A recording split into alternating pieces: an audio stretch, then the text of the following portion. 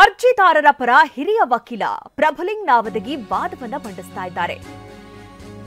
ಜಾತಿ ಗಣತಿ ವಿಚಾರಕ್ಕೆ ಸಂಬಂಧಪಟ್ಟಂತೆ ನಡೀತಾ ಇರುವಂತಹ ವಿಚಾರಣೆ ಇದು. ಜಾತಿ ಗಣತಿ ಭವಿಷ್ಯ ನಿರ್ಧರಿಸಲಿದೆ ಹೈಕೋರ್ಟ್. ಅರ್ಜಿ ವಿಚಾರಣೆ ನಾಳೆಗೆ ಮುಂದೂಡಿದೆ ಹೈಕೋರ್ಟ್. ನಾಳೆ ಮಧ್ಯಾಹ್ನ ಜಾತಿ ಗಣತಿ ಭವಿಷ್ಯ ನಿರ್ಧಾರವಾಗುತ್ತೆ. ಜಾತಿ ಗಣತಿ ಭವಿಷ್ಯ ನಾಳೆ ನಿರ್ಧಾರವಾಗುತ್ತೆ.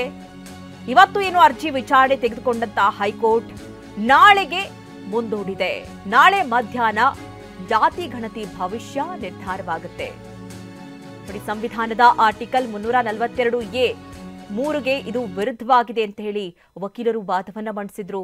ಆಯೋಗದ ಹಿಂದಿನ ವರದಿ ಪರಿಗಣಿಸದೆ ಹೊಸ ಪ್ರಕ್ರಿಯೆಯನ್ನ ಆರಂಭಿಸಲಾಗ್ತಾ ಇದೆ. ಹಿಂದುಳಿದ ವರ್ಗಗಳ ಆಯೋಗದ ಹಿಂದಿನ ವರದಿ ಪರಿಗಣಿಸಿಲ್ಲ. ಜಾತಿ ಗಣತಿಯ ಅಂಕಿಅಂಶಗಳನ್ನ ಆಧಾರ್ಗೆ ಲಿಂಕ್ ಮಾಡ್ತಾ ಇದ್ದಾರೆ. ಜಿಯೋ ಟ್ಯಾಗಿಂಗ್ ಮಾಡಿ ಆಧಾರ್ಗೆ ಲಿಂಕ್ ಮಾಡ್ತಾ ಇದ್ದಾರೆ. ಈ ರೀತಿಯ ಒಂದಷ್ಟು ವಿಚಾರಗಳಿತ್ತು. ಅದೆಲ್ಲವನ್ನ ಕೂಡ ಇವತ್ತು ವಕೀಲರು ವಾದವನ್ನ ಮಂಡಿಸಿದ್ರು. ನಾಳೆ ಮಧ್ಯಾಹ್ನಕ್ಕೆ ವಿಚಾರಣೆಯನ್ನ ಹೈಕೋರ್ಟ್ ಮುಂದೂಡಿದೆ.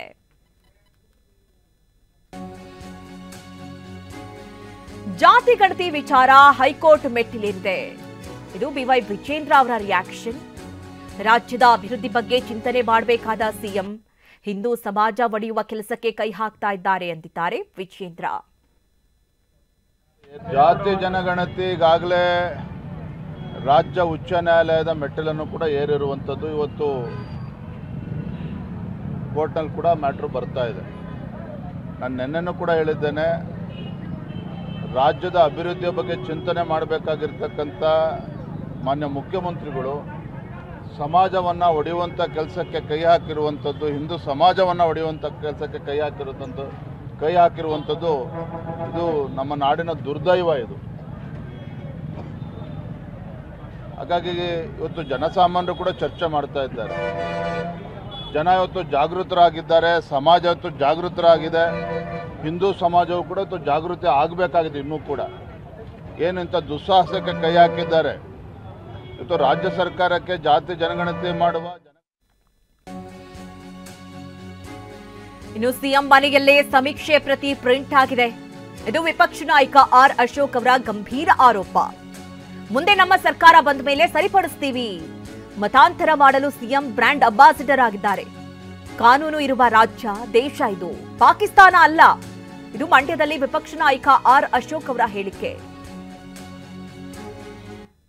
ಈ ಮನೆಯಾಳ ಕಾಂಗ್ರೆಸ್ ಅವ್ರಿಗೆ ಹಂಗಂತ ಇದ್ದಿದ್ರೆ, ಸಾಮಾಜಿಕ ಮತ್ತು ಶೈಕ್ಷಣಿಕ ಅಂದಿದ್ರೆ ಜಾತಿ ಕಾಲಮ್ಗಳು ಯಾಕೆ 4 ಪೇಜ್ ಜಾತಿ ಕಾಲಮ್ಗಳು ಯಾಕೆ ಆಗ್ತಾ ಇದ್ರಿ? 52 ಹೊಸ ಜಾತಿಗಳನ್ನು ಯಾಕೆ ತರ್ತಾ ಇದ್ರಿ? ಇದರಿಂದ ದೊಡ್ಡ ಹುನ್ನಾರ ಇದೆ. ಇದನ್ನು ಮತಾಂತರ ಮಾಡುವನ ಒಂದು ಹುನ್ನಾರವನ್ನು ಪ್ರಾರಂಭೋತ್ಸವ ಮಾಡಿದಾರಲ್ಲ, ದಸರಾದು, ಯಾರಿಂದ ಮಾಡಿದ್ದಾರೆ? ಮತಾಂತರ ಮಾಡೋಕ್ಕೆ ಸಿದ್ದರಾಮಯ್ಯನವರು ವೇದಿಕೆಯನ್ನು ಕರ್ನಾಟಕದಲ್ಲಿ ತಯಾರು ಮಾಡ್ತಾ ಇದ್ದಾರೆ. ಇದು ಇಡೀ ದೇಶದ ಜನ ಮಾತಾಡ್ತಾ ಇದ್ದಾರೆ, ಕರ್ನಾಟಕ ಅಲ್ಲ, ಇಡೀ ದೇಶದ ಜನ ಮಾತಾಡ್ತಾ ಇದ್ದಾರೆ. ಕರ್ನಾಟಕದಲ್ಲಿ ಸಿದ್ದರಾಮಯ್ಯ ಮತಾಂತರ ಮಾಡುವ ಅಂಬಾಸಿಡರ್ ಆಗಿದ್ದಾರೆ, ರಾಯಭಾರಿ ಆಗಿದ್ದಾರೆ. ಚಾಮುಂಡೇಶ್ವರಿ ಹಿಂದೂಗಳದಲ್ಲ ಅಂತ ಹೇಳಿರೋದು, ದಸರಾ ಉದ್ಘಾಟನೆಗೆ ದ್ಯಾರ ಆ ಅಮ್ಮನ್ನು ಕರ್ಕೊಂಬಂದಿರೋವಂಥದ್ದು, ಇವೆಲ್ಲ ನೋಡ್ತಾ ಇದ್ದರೆ ಇದು ಜಾತಿ ಸಮೀಕ್ಷೆನೇ.